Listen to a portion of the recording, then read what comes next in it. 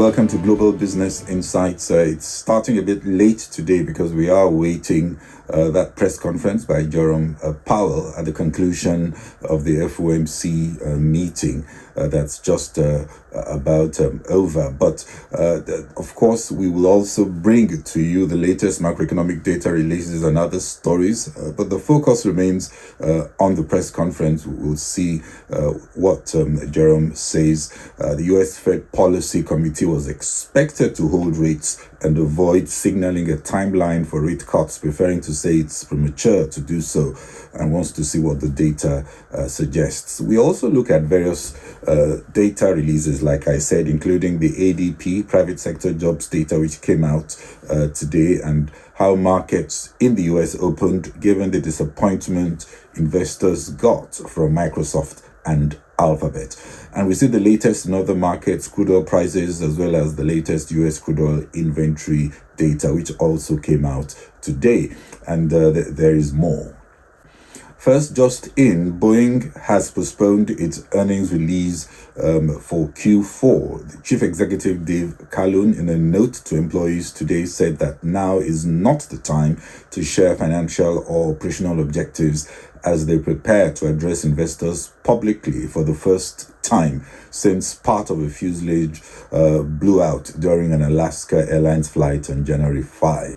Now to some data releases coming in today from Germany. Retail sales data showed a drop by 1.6% month over month in December 2023. This came after a revised 0.8% decline the previous month and missing the market consensus for a 0.7% rise. This was the second consecutive month of decline and the steepest fall since October 2022, as rising consumer prices and record high borrowing costs continue to weigh on demand. Looking at the details, food trade was down by 2.8% and the non-food retail sector saw sales down by 1.6%. Year-on-year retail trade fell by 1.7% and considering the full year of 2023, it was down by 3.3%. The data in the last month of 2023 continues to support a contraction in gross domestic production in Europe's largest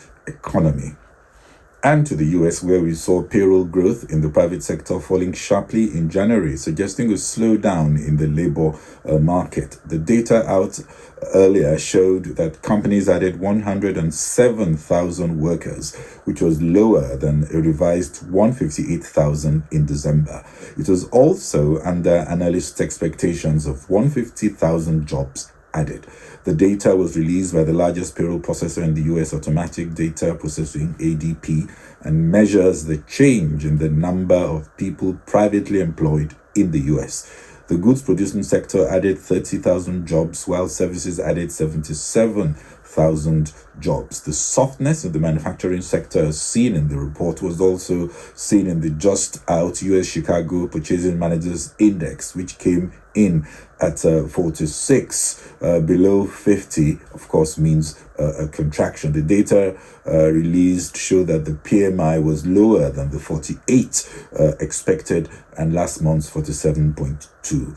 The weakness in the labor market, of course, will be scrutinized with other labor reports, notably the non-farm payroll, as the US Fed considers when is the appropriate time to begin to cut interest rates. We also did get an update today on US crude oil in the weekly petroleum status report. The report showed US commercial crude oil inventories, excluding those in the Strategic Petroleum Reserve, increased by 1.2 million barrels from the previous week. Last week, inventory was down 9.2 million barrels. At 421.9 million barrels, US crude oil inventories are about 5% below the 5-year average for this time of the year. Production also averaged 13 million barrels per day, which is 700,000 barrels a day higher than the previous week. The increase in inventory is evidence of better crude supply and weighs on crude prices, which is about under $82 a barrel. It was down 1.07% at about 15.00 GMT.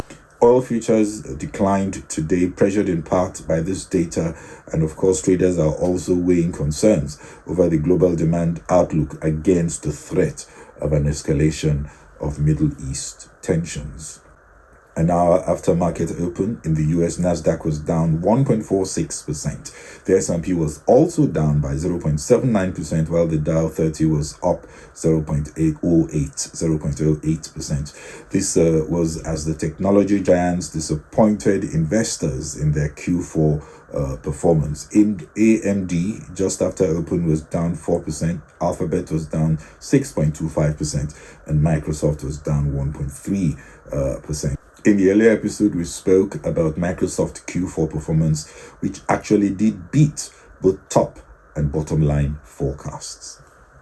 According to Satya Nadella, the chairman and CEO of Microsoft, said we've moved from talking about AI to applying AI at scale by infusing AI across every layer of our tech stack, unquote. Earlier this month, Microsoft opened up its Copilot for Microsoft 365 to all businesses, eliminating a prior requirement that customers needed to have 300 employees or more to sign up for the paid service. So there is a momentum building on the vast array of products and services. So why was Microsoft down in after hours? Traders may feel they have priced in more than they seem to be getting, and the first reaction is a sell-off to maximize profits in expectation that these shares could indeed fall. The bears also say that momentum is slowing, particularly in Office, which is seen increasingly as a mature product. Microsoft also lacks a noticeable presence in the important mobile market and is yet to be the top player in the key areas of growth like Azure. But Azure is a leading service that has been well adapted for hybrid office environments. And we can't also forget that Microsoft enjoys monopoly-like positions in Windows operating systems and its Microsoft Office, which keeps bringing the cash to help drive Azure growth. Both Microsoft and Alphabet warned that capital expenditure would be higher in 2024 as they make more significant investments in the technology infrastructure space underpinning generative artificial intelligence, which raises more questions on the economics of AI. I guess the big question remains, how long will Alphabet and Microsoft customers be in a buy AI now, figure it out if it works later mode? Like I said, Microsoft AI was down 0.33% in after hours.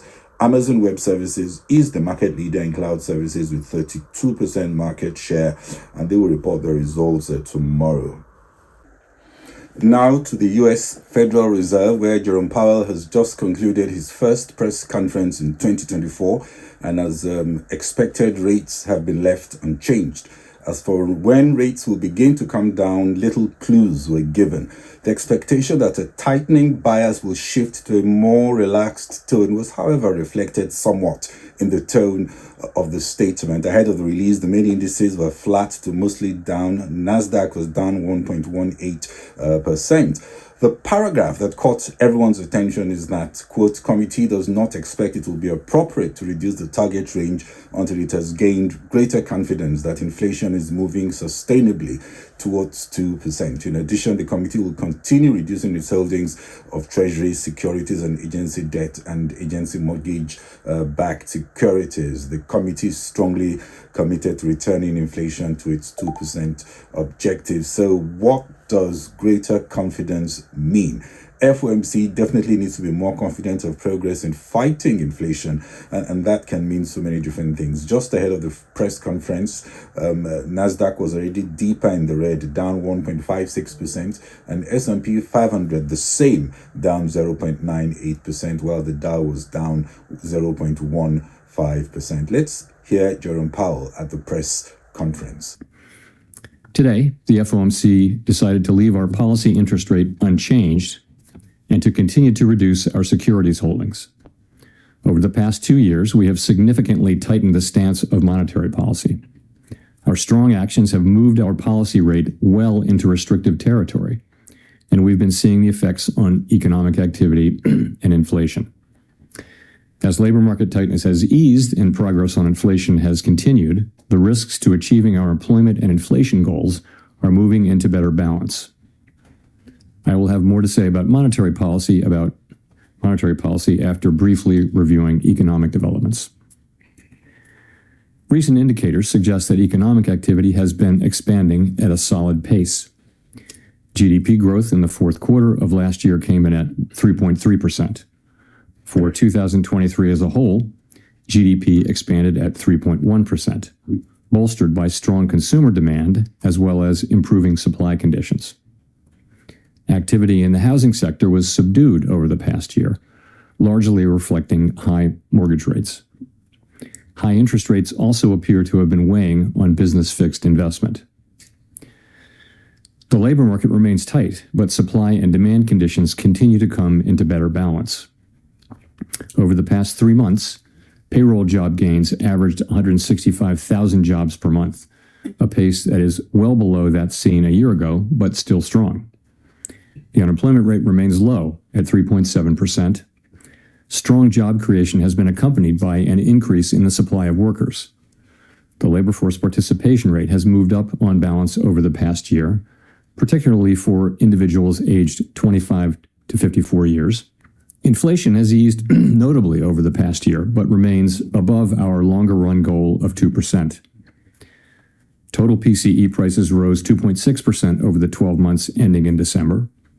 Excluding the volatile food and energy categories, core PCE prices rose 2.9%. The lower inflation readings over the second half of last year are welcome, but we will need to see continuing evidence to build confidence that inflation is moving down sustainably toward our goal.